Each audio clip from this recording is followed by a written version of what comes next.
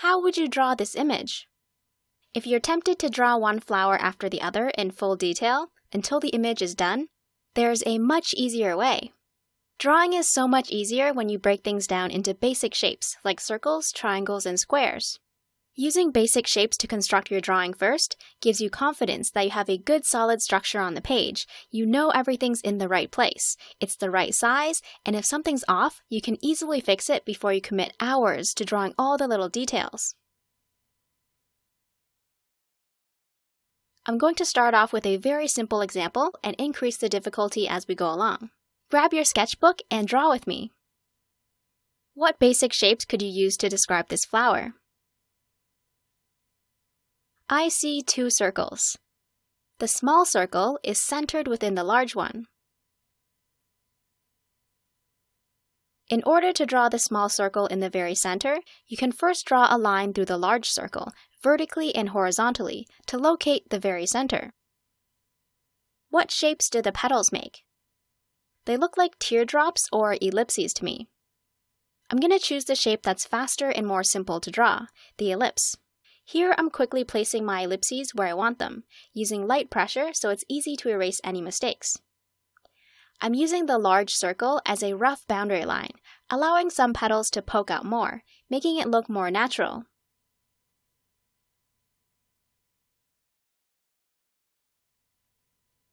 I'm just starting with the front petals, and then later moving on to the ones in the back.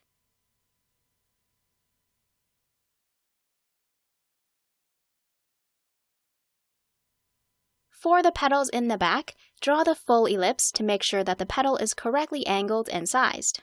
But in the end, we're just outlining the visible part of the petal. And then you can erase parts of the petal that are hidden, otherwise things can start to look really messy.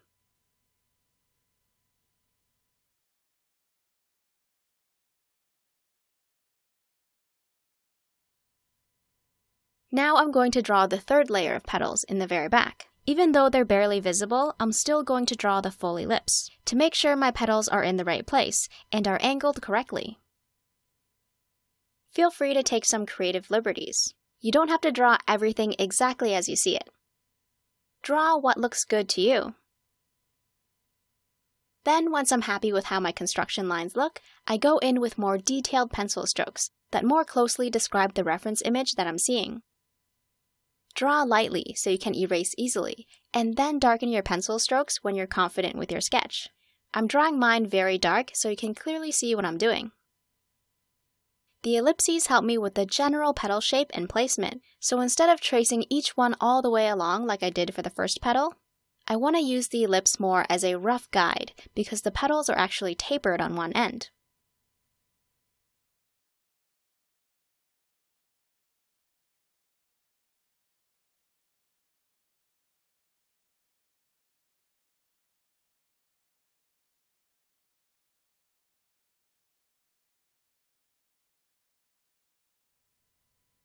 And then drawing the stem is pretty straightforward. Many flowers can be constructed by first sketching two circles, like sunflowers. Just remember to pay attention to where the smaller circle should go, because this one isn't perfectly centered, but our brain likes to trick us into thinking it is. When drawing a sunflower from the side, your two circles will have a more elliptical shape. What shapes make up this rose? This one's difficult because there are so many details that your brain wants to focus on. If the details throw you off, ignore unimportant elements like all these green messy sepals and just focus on the yellow flower for now. And even try to ignore the petal details by standing far away and squinting your eyes to blur the image. It takes some practice to block out distracting details like this if you're not used to it. Alright, so I see a circle and a trapezoid. You might see an oval with the top cut off or a single trapezoid. There's no single right answer to this. The idea is to use shapes that work for you personally, shapes that will help you draw the rose more easily.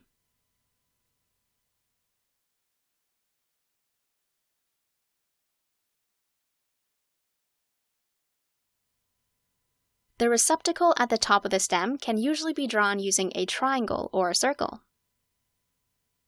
I'll use a single line for the stem, just to get the angle down. Are you happy with the size, shape, and placement of the rose on your sketchbook? If you are, we're ready to focus on the details. I'm going to draw shapes that describe the petals. These two petals at the front are like raindrops. Go through your mental library of shapes and match them up to what you see. Here's a triangle.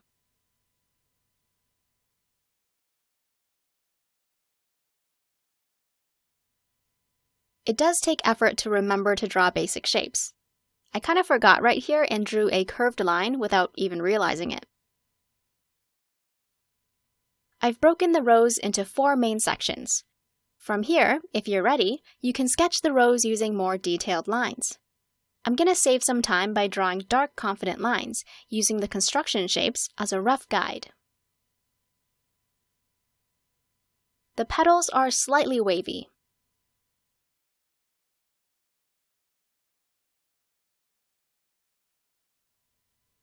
By the way, I'm Darlene, and you're watching a rapid-fire art tutorial.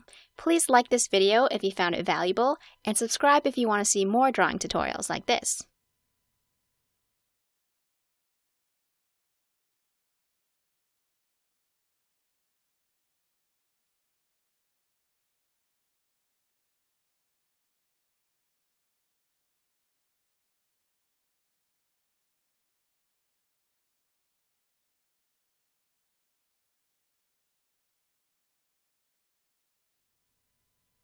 As you go along and fill in the main details, smaller details that may have looked complicated before may feel much easier to tackle.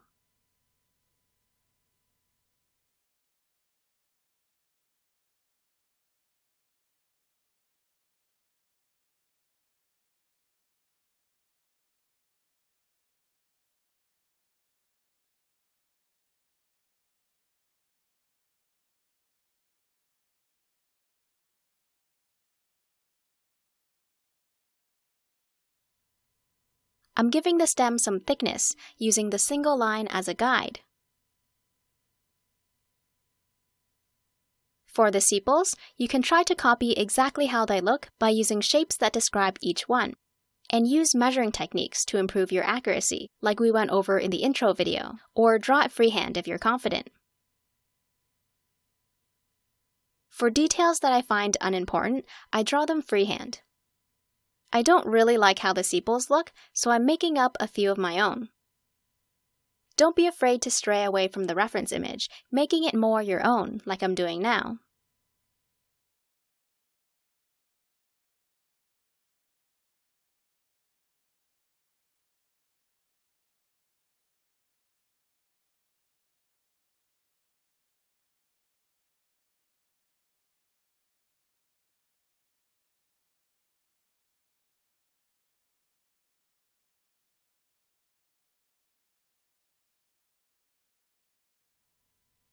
Do you remember how we constructed this rose in the beginning?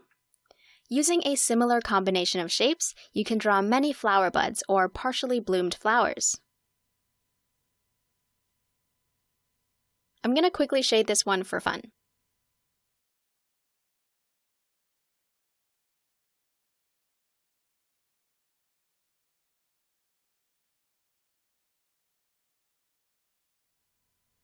Before we continue, I want to introduce you to the awesome sponsor for this video, Skillshare, an online learning community for creative and curious people, offering thousands of classes on topics like fine art, illustration, graphic design, photography, and so much more. Pretty much all the topics that I'm interested in.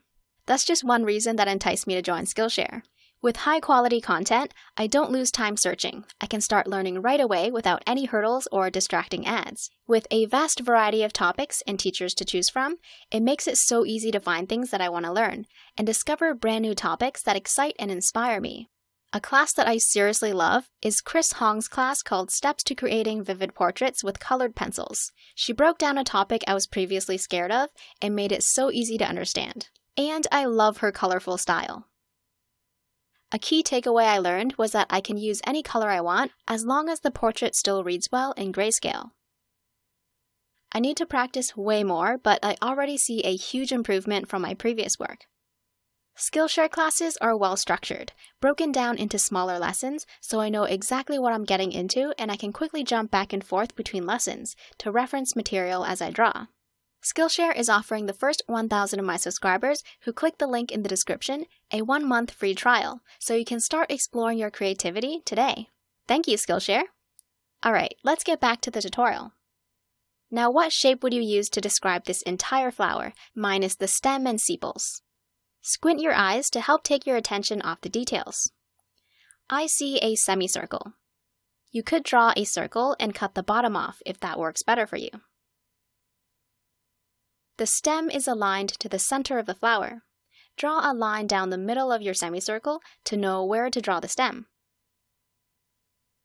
From here, identify secondary shapes within your large container shape. Most of these petals could be constructed using ovals, half-ovals, or triangles. If all these shapes look really messy and confusing, making it difficult for you to place them in the right spot, split your semicircle into sections to make the image easier to digest.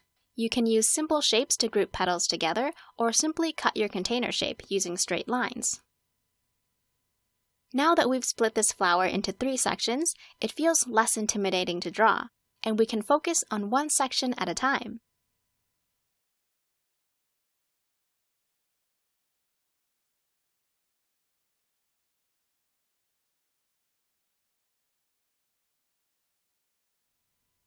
This section kind of looks like a trapezoid. If you don't want your construction lines to show through in your final drawing, lighten up your strokes using an eraser. And then I'm going to use ovals and triangles to plan out the size, position, and angle of each petal.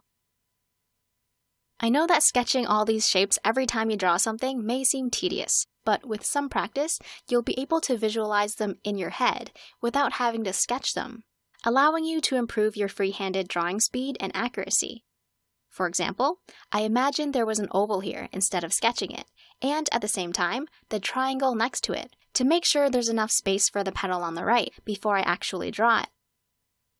But for now, let's stick to sketching our ovals and triangles lightly to make sure everything is in the right place before we jump into the finer details.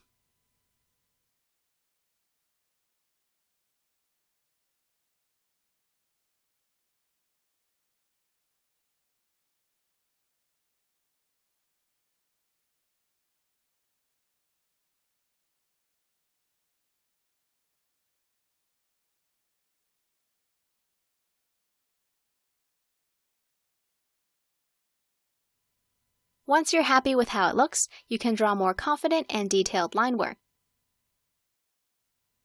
If you're still not sure about the size, shape, and position of each petal, you can use the negative space around them to make sure you're on the right track. Look at the shapes that form around the outside of the petals and compare it to your sketch.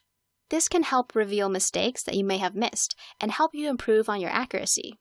For me, it's clear that this space should have been larger.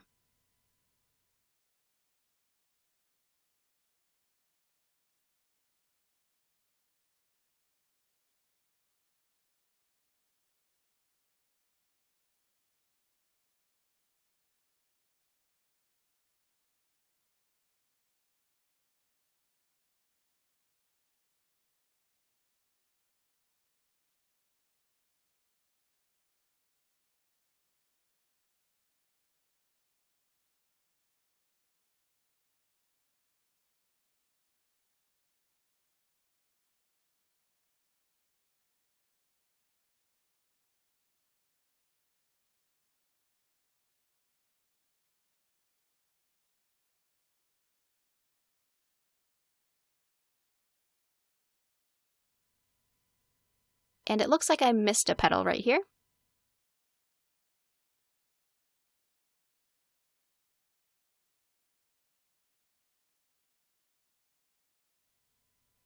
Again, the stem is quite straightforward.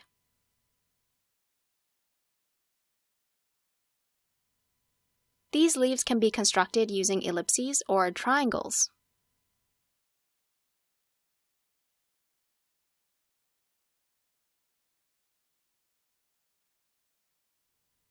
This example looks super complicated, but again, Squint your eyes and tell me 1 or 2 shapes that would help you draw this apple blossom. Exclude the branch if that helps, and pause the video if you need extra time. I see a semicircle again. I can draw it around just the flowers or make a slightly larger semicircle to include the green leaf on the left. If I include this leaf, there's a lot of dead space or negative space here, which makes things a little more difficult to draw because I need to account for an extra element. So weigh the pros and cons of each shape or option that you're deciding between, and maybe quickly sketch both versions to see which one works better for you before you fully commit to it. I'm going to go with the larger shape to show you how I would deal with all the negative space, because most of the time you just can't avoid it. Let's sketch that semicircle first to encompass the whole subject. I'm just roughly sketching it, but you can take your time to measure and compare parts of the photo against your drawing, like comparing the ratio between the subject's width and height.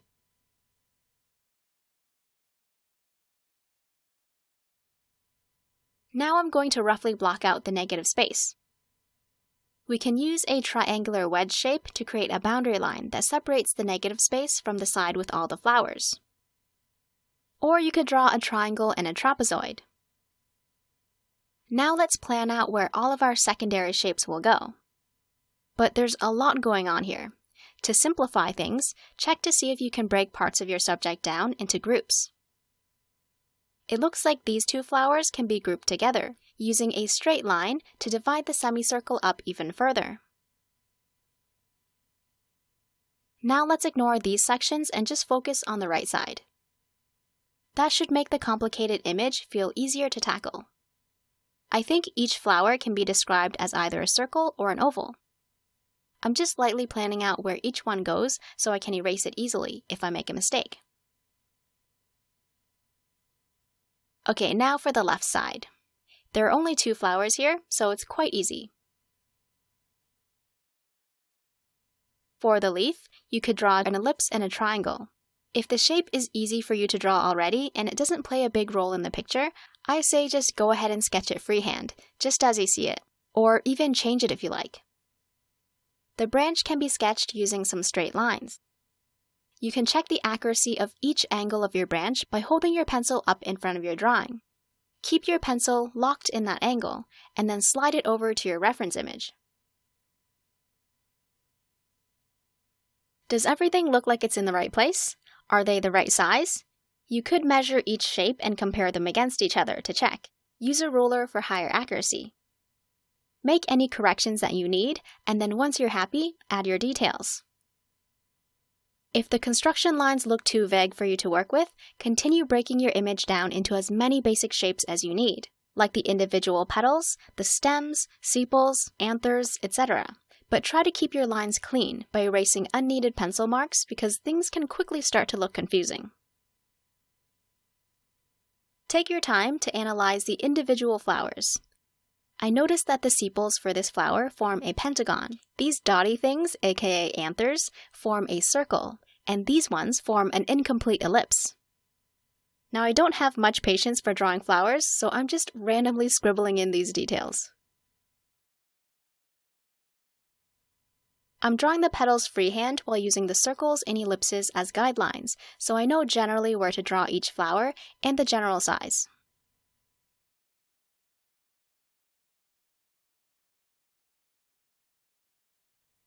I'm being lazy here, but you can draw the stem of each flower using an ellipse and a line, and then give it thickness.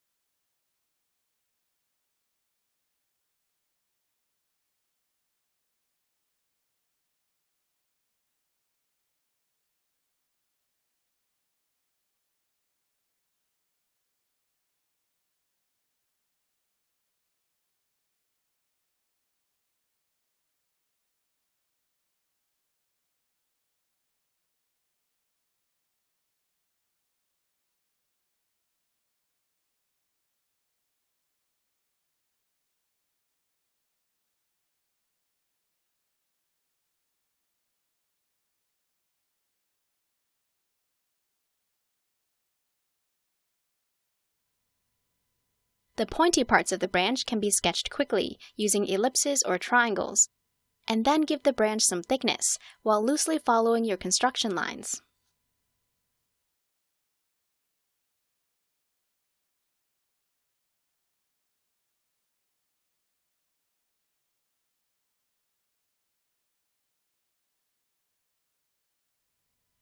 If you want more flower and plant breakdowns, stay tuned for part 2, where I step up the difficulty, tackling more complicated images and even entire scenes.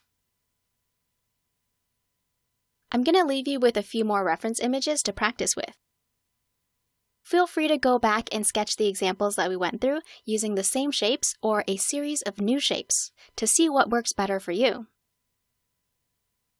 If you have any questions, please leave them in the comment section, and I'll try my best to answer them. I hope that you found some value in this video. If you did, please like and subscribe if you haven't already. Here are some other videos that I think you might enjoy. Thanks for watching, and I'll see you in the next one.